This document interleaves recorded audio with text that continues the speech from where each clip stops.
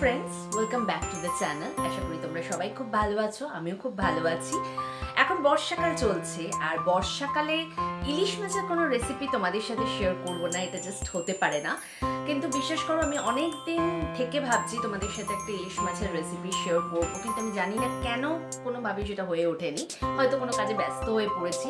আর আরেকটা বড় কারণ যেটা আমার মনে হয় সেটা হচ্ছে আমাদের বাড়িতে ইলিশ মাছ আসলেই জেনারেলি ভাজা তেল করেই খেয়ে নেওয়া হয়, ওটাই আমরা ভালোবাসি। কিন্তু ভাজা তেলের রেসিপি ওইটা তো আর কোনো রেসিপি হিসেবে দেখানো যায় না। এছাড়া আমি ইলিশ মাছের অন্যান্য অনেক রেসিপি করি, কিন্তু জেনারেলি সেটা কেউ খেলে বাড়িতে কাউকে ইনভাইট করলেই বানাই। আর ইলিশ মাছের ভাজা তেল ছাড়া আর একটা যেটা ইলিশ মাছের যে প্রিপারেশনটা আমি করি সেটা হচ্ছে ইলিশ ভাপা। তো আজকে ইলিশ ভাপা বানাবো, তো ভাবলাম যে তোমাদের সাথে রেসিপিটা শেয়ার করে নেব। ইলিশ ভাপা নতুন করে শেখানোর কিছু নেই, কারণ প্রত্যেকটা বাড়িতে ইলিশ ভাপা হয়, তোমরা নিশ্চয়ই অনেকে আমার থেকে অনেক বেটার জানো। কিন্তু আমি যেভাবে করি আমি সেটাই তোমাদের সাথে আজকে শেয়ার করে দিচ্ছি। তবে কিছু টিপস দেবো তোমাদের রান্নার মাঝে মাঝে, আর সেজন্য তোমাদের কাছে আমার রিকোয়েস্ট, তোমরা প্রথম থেকে শেষ অবধি ভিডিওটা পুরো ফলো করো, দেখো, আমার বিশ্বাস তোমাদের ভালো লাগবে। তো চলো আর দেরি না করে চলে যাই রান্নাঘরে আর চটপট বানিয়ে ফেলি ইলিশ ভাপা।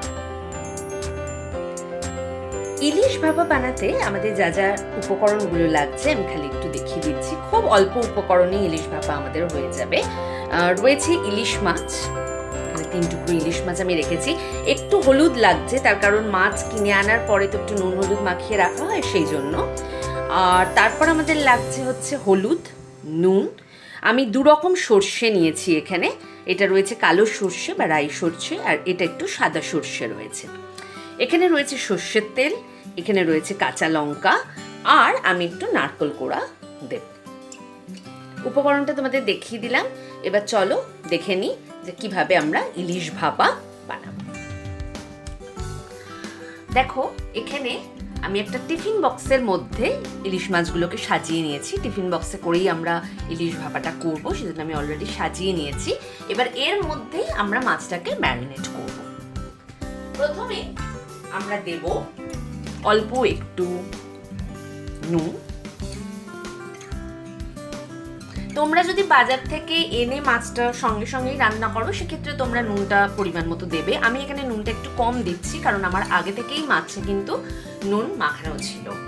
আর এখানে আমি ফার্স্ট টিপস তোমাদের দিচ্ছি, সেটা হচ্ছে যে ইলিশ মাছ কিন্তু একটু নোনা মাছ, সুতরাং নুনটা খুব বেশি দেবে না, তাহলে কিন্তু মাছের টেস্টটা নষ্ট হয়ে যায়। পরিমাণ মতো নুনটা দিতে হবে।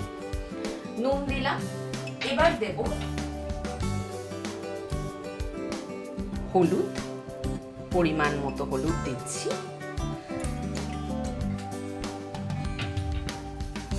এবার আমাকে ভালো করে নুন হলুদ দিয়ে মাছটাকে মাখিয়ে নিতে হবে। যেভাবে আমরা যে কোনো মাছ রান্না করার আগে আমরা যেভাবে ম্যারিনেট করি, সেটাকে নুন হলুদ মাখিয়ে রাখি, সেইভাবে কিছুক্ষণ আমি রেখে দেব। এইভাবে মাখিয়ে নিচ্ছি।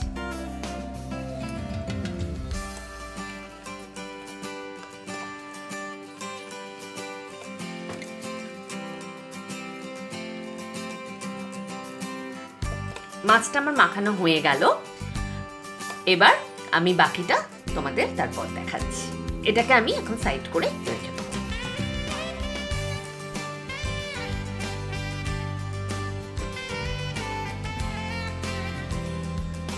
এবার দেখো, আমরা একটা বাটিতে করে অল্প একটু জল নিয়ে নিয়েছি।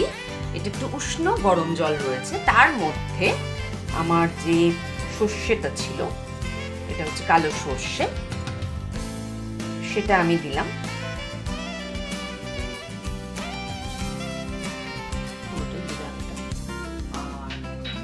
এর সাথে একটু সাদা সর্ষে দেব।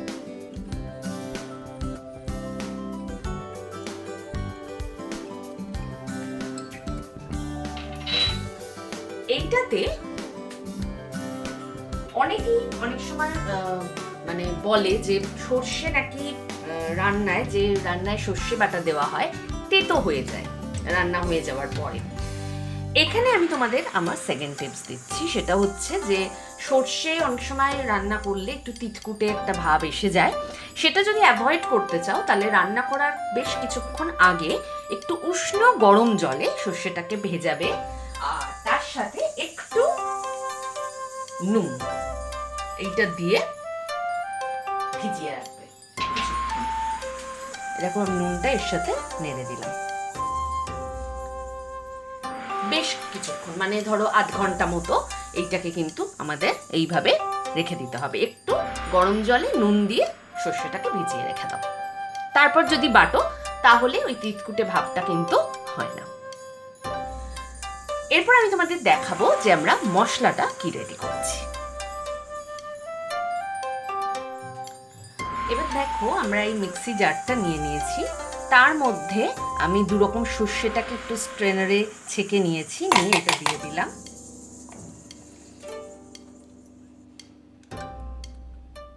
এটা দিয়ে দিলাম, আর এর মধ্যে দেব আমি যে নারকেল কোড়াটা রেখেছিলাম সেইটা দিয়ে দিচ্ছি। নারকেল কোড়াটা অপশনাল, আমি দিই এটা, আমার মনে হয় তাতে টেস্টটা ভালো হয়। তোমরা চাইলে দিতে পারো, না চাইলে নাও দিতে পারো, এটা তোমাদের উপর।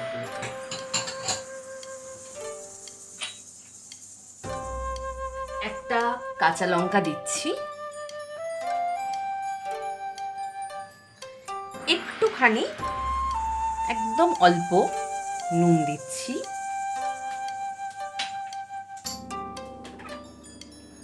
আর একটুখানি আমি গরম জল দিচ্ছি, একদম অল্প প্রথমে দেব। আর একটা জিনিস আমি প্রায় শুনি, অনেকেই এটা বলে যে সর্ষে নাকি ভালো মতো মিক্সিতে বাটা হয় না। তার একটা বড় কারণ আমার যেটা মনে হয় যে প্রথমেই অনেকটা জল দিয়ে দেওয়া হয়, ফলে ঠিক মতো বাটা হয় না। সেজন্য আমি প্রথম যেটা করি, একদম অল্প জল দিই প্রথমে, তারপর খানিকটা বেটে নিয়ে একটু যখন ওটা বেটে গেল তখন আবার একটু জল দিয়ে যতটা তোমার মানে পেস্টের কনসিস্টেন্সিটা যেরকম দরকার সেরকমটা করে নিই।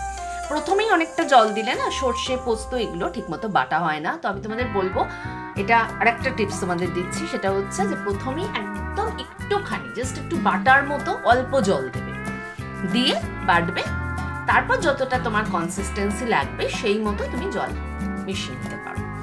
তো এবার এটা নিলাম, তো এবার এটা আমরা একটু পেস্ট করে নেব।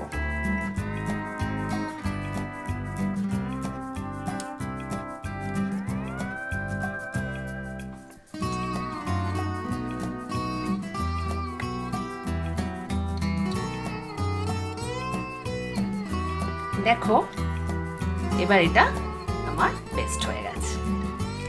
এবার আমরা যেটা করব, আমাদের যে ইলিশ মাছটা যেটা ম্যারিনেট অলরেডি আমরা করে রেখেছিলাম, এই যেটা এর মধ্যে এবার এই পেস্টটা পুরো দিয়ে দেবো।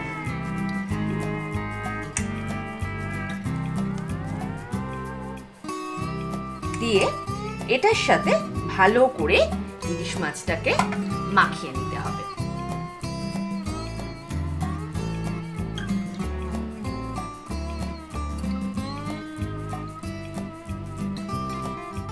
এবার এইটাকে আমরা ভালো করে মাখাচ্ছি।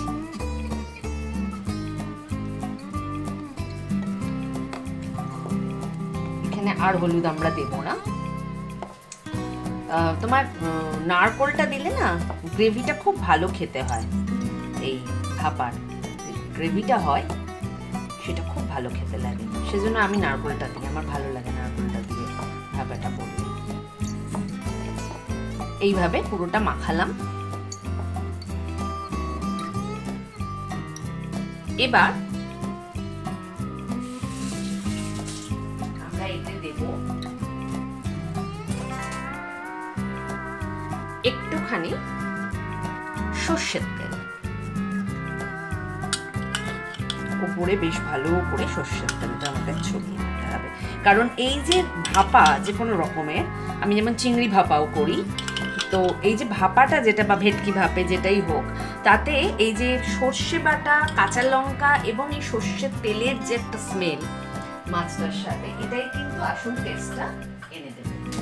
তো এটাকে দিয়ে আর একটু আমি একটু মাখিয়ে নিচ্ছি পুরো গ্রেভিটার সাথে। এই সর্ষের তেলটা কিন্তু খুব ভালো করে একদম পুরো মিশিয়ে দেবো না, যাতে সব গ্রেভিটার মধ্যে সর্ষের তেলের ফ্লেভারটা আসে, সেই জন্য একটু আমি মাখিয়ে নিচ্ছি।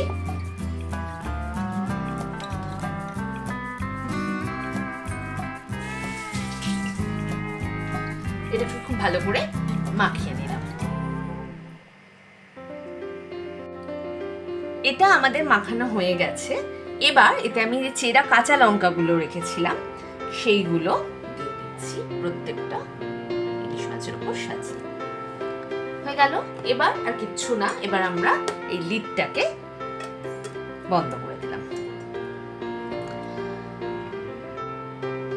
এবার দেখো যে আমি কুকারটার মধ্যে অল্প একটু জল দিয়েছি আর একটা স্ট্যান্ড পেতে নিয়েছি।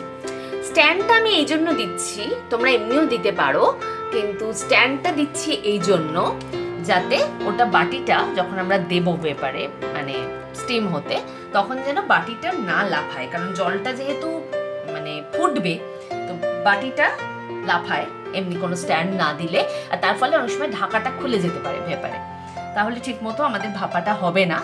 তো একটু জল মানে 2 আঙুল মতো জল দিয়ে একটা স্ট্যান্ড পেতে নিলে ভালো হয়।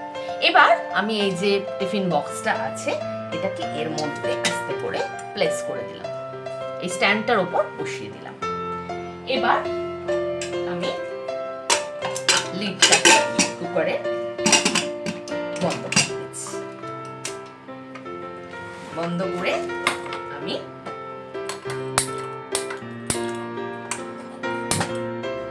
গ্যাসটা অন করে দিলাম। এবার এটা ভেপার হবে, একটা সিটি আমরা দেব। তোমাদের কারোর যদি কুকারের যেরকম স্ট্যান্ড আমি দেখালাম ওরকম স্ট্যান্ড না থাকে, তাহলে তোমরা এইরকম স্ট্যান্ডগুলো কিন্তু ইউজ করতে পারো, যেগুলো আমরা গরম খাবার বসানোর জন্য ইউজ করি। ছোট যেটা হয় ধরো স্ট্যান্ডটা, সেটাও কিন্তু এরকম বসে যায়, কুকারের মধ্যে ঢুকে যায়, যেটা ছোট দেখে নেবে, তার উপরে তোমরা টিফিন বক্সটাও রাখতে পারো, একই পারপাস সার্ভ করবে, কোনো অসুবিধে নেই। যে কুকারের ওই রকমই স্ট্যান্ড লাগবে তার কোনো মানে নেই। কুকারের স্ট্যান্ড থাকলে ভালো, না থাকলে এইরকম জিনিসও ইউজ করতে পারো, যেরকম এরকম স্ট্যান্ড যেটা হয় আমরা গরম খাবার বসানোর জন্য ইউজ করি সেইটা তোমরা ব্যবহার করতে পারবে। আমি তোমাদের দেখিয়ে দিলাম যে অল্টারনেটিভ তোমরা আর কি ইউজ করতে পারো। দেখো আমি ইলিশ ভাপাটাকে এখানে সার্ভ করে দিয়েছি অল্প একটু সর্ষের তেল আর কাঁচা লঙ্কা চেরা দিয়ে। এতে বেশি কিছু গার্নিশ করার কোনো প্রয়োজন নেই, এমনি এটা খেতে খুব ভালো লাগে। আর আমার রান্না রেডি অ্যান্ড সার্ভড। আশা করি তোমাদের আজকের এই রেসিপিটা ভালো লেগেছে। তোমাদের যদি আজকের রেসিপিটা ভালো লেগে থাকে অতি অবশ্যই লাইক করো, শেয়ার করো বন্ধুদের সাথে, বাড়িতে বানিও, আর বানিয়ে খেয়ে তোমাদের কীরকম লাগলো অবশ্যই তোমাদের ফিডব্যাক কমেন্ট করে আমাকে জানিও। আর তোমরা যদি আজকে ফার্স্ট টাইম আমার চ্যানেল ভিজিট করে থাকো অতি অবশ্যই আমার চ্যানেলটাকে সাবস্ক্রাইব করে নিও, আর বেল আইকনটাকে ক্লিক করতে একদম ভুলো না আমার পরবর্তী ভিডিওগুলোর নোটিফিকেশন পাওয়ার জন্য। আজকের মতো এইটুকুই। তোমরা সবাই খুব ভালো থেকো, আনন্দে থেকো, stay happy, stay positive. Bye bye.